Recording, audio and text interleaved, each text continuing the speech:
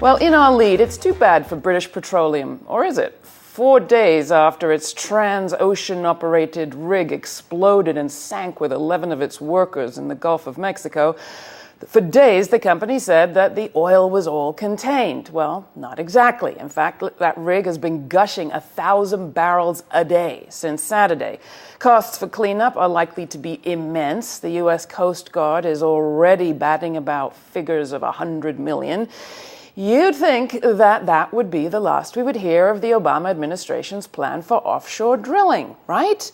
After all, compare and contrast a sea of sludge edging towards New Orleans versus reaping power from ocean breezes. That's the headline on a story about Cape Wind, the country's first offshore turbine, also just approved by the White House. You would think there'd be no contest. But then there's this. Even as it's been belching, BP on Tuesday reported a more than doubling of its first quarter profits.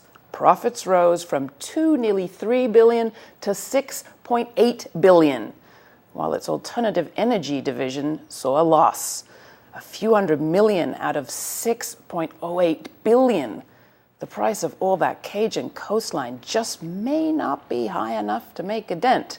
And that's why it's not a level playing field. We don't need even Steven energy policy. We need aggressive government affirmative action for alternatives. We also need financial reform. On this vote, the yeas are 57, the nays are 41.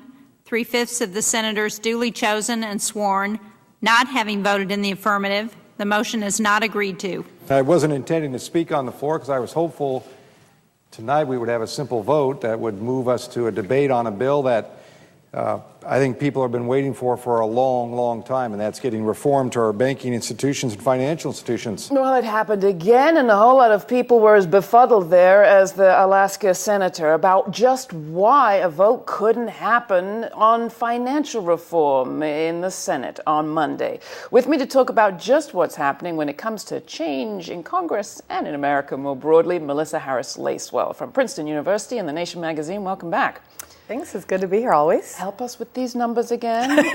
Why couldn't a vote go forward on financial reform? Oh, this isn't even a vote. This is just to go forward for a conversation. This is just for our elected representatives to have an opportunity to deliberate on a key issue of the day. And so what happened in this moment where you see a 57-41, and in everyone else's world, that's a simple majority and majorities rule. The fact is the Senate simply does not operate that way. The relatively arcane rules of the Senate require supermajorities on a variety of different procedural moments. And one of them is this procedural moment about whether or not to move forward. And it requires 3/5. It requires more than a simple majority. And so in this case, there won't even be a conversation. No, I thought the Republicans were coming around to financial reform. Goldman's getting dragged in to testify on Tuesday. The public seem to want reform. Why do the GOP balk? Well, I think the GOP is in part trying to decide what its midterm electoral strategy is going to be. And there's two different ways to imagine how they're going to run. One is that they will run on some substantive items that they have contributed over the course of the past 2 years towards governing in America. But of course, as we know, that's a very short list indeed. The other possibility is for the GOP to run on a position of resistance over and against the Obama administration and the Democratic majorities in the Congress. And it looks like they've decided that substantive financial reform is going to be less valuable to them than simply maintaining this position as the opposition party. To be fair, it wasn't all Republicans. There was also one Democrat, Warren Buffett's home state senator, Ben Nelson, a Democrat, joined with the GOP to block the going forward to have a debate. Gotta be said, that guy's received $75,000, I think, from Warren Buffett, who wants a particular amendment in this bill, and that's the amendment that Nelson said he would hold back to get.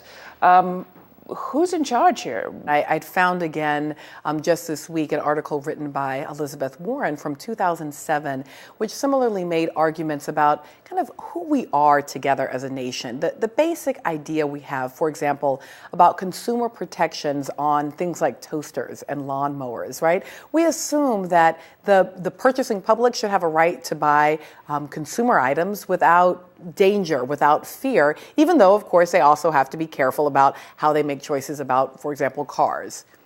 We don't, for example, think that about financial products. We are in a market where we were simply allowing any old kind of financial product to be sold to consumers. And then when consumers couldn't make these balloon payments on mortgages, when they couldn't sort of play by rules that had been stacked against them, we blamed the financial consumer. And of course, it's only been taxpayers, ordinary people, who have taken the fall of this crashing market. So I think it absolutely is a question of sort of revising our idea about where we place value and who we think is in charge here. So we can regulate food additives, but not Wall Street derivatives. That's right.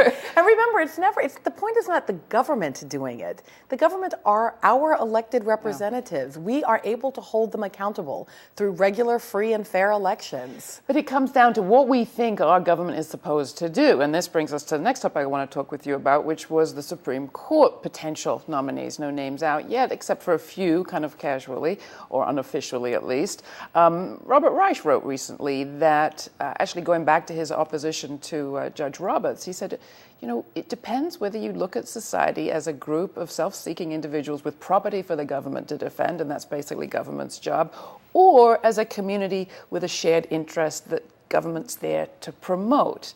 How do we ever find agreement on important picks like justices when the point of view is so distinct? Well, part of what's lovely is we don't have to find agreement. I mean, this is what is so terrific about a cycling process where we have regular, fair, and free elections, right? Assuming that, so I'm saying that in part because assuming it's all working the way that it's supposed to work, what happens is that you regularly have opportunities where the president of one party or another party gets a chance to nominate, and then that nominee has to stand before a duly elected Senate, which will have multiple viewpoints. We need not all agree, and we don't need to feel anxious about our lack of agreement. I do think, as a matter of law, though, we do need to redefine one thing very clearly, and that is the language of activist judges. At its base, a judicial activist should be described or understood as someone who is moving against precedent. Somehow, this activist court, conservative activist court, which has overturned precedent after precedent after precedent, has been described as a conservative, non-aggressive, non-activist court, whereas progressive and liberal judges who have wanted to hold on to standing decisions have been labeled as lawmaking judges. And so I think we've got to take that language back. I don't want to go into this particular Supreme Court battle looking for someone on whom we all agree. Quite the opposite. I'm hoping that this will be an opportunity for imaginative possibility and a more progressive person. Is there a chance that any pick will retain the balance that we've had on the court with John Paul Stevens there? Let's hope so. I mean, I really think that this is the moment where the White House can say, listen, whomever we choose, there's going to be massive resistance. They've been clear that that's what they're going to do. So let's go to the left. I know, but wouldn't it be exciting? From your lips to Obama's ears, finally, a Nightline returned this past week to the topic of the apparent marriage gap for African Americans. Women are out there just dying to be married and not finding a man. What a pity. Yeah, this is absolutely a revival of a very old narrative. And I suspect that it's probably not unrelated to the economic downturn. Typically, when we have economic downturns, we look for scapegoats. So the fact that Nightline has African American successful women somehow as representing a great cultural pathology, and Arizona is passing racist, aggressive anti-immigration laws, I suspect they go together. They're about scapegoating. All right. If people want to find out more about exactly that, Melissa's experience with Nightline, you can check out her article on the subject at The Nation magazine. We'll put a link at our website, GRITtv.org. Look forward to having you back, Melissa. Absolutely. Thanks.